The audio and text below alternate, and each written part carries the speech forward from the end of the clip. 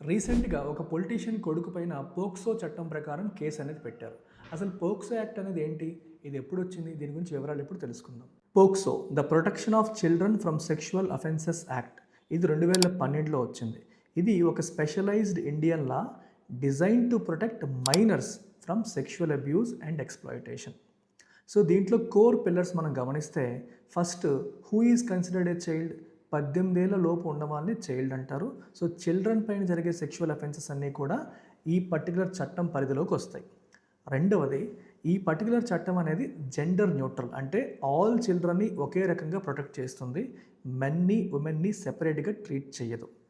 Most important ఇంకొక pillar ఏంటి అంటే, ఎవరైనా సరే పిల్లలపైన ఒక సెక్షువల్ అఫెన్స్ జరిగినట్టు తెలిసి దాన్ని రిపోర్ట్ చేయకపోతే వాళ్ళు కూడా తప్పు చేసినట్టే. So failure to report is also a punishable offence in under POCSO act. అలాగే లీగల్ అండ్ జ్యుడిషియల్ ఫీచర్స్ ఒకసారి మనం గమనిస్తే, పోక్సో కేసెస్ని తొందరగా విచారణ జరిపించేందుకు స్పెషల్ కోర్ట్స్ ఉండాలని చెప్పి ఈ చట్టం అనేది మనకి చెప్తుంది.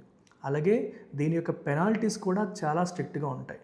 రిగరస్ ఇంప్రిజన్మెంట్ నుంచి డెత్ పెనాల్టీ వరకు 12 ఏళ్లలోపు పిల్లలపైన అగ్రివేటెడ్ సెక్షువల్ పెనిట్రేషన్ అనేది జరిగితే అప్పుడు డెత్ పెనాల్టీ విధించే అవకాశం కూడా ఉంది.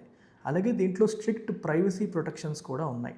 పబ్లిక్ కానీ మీడియా కానీ విక్టిమ్ యొక్క ఐడెంటిటీని బయటికి రివీల్ చేయకుండా ఈ చట్టం అనేది ప్రొహిబిట్ చేస్తుంది.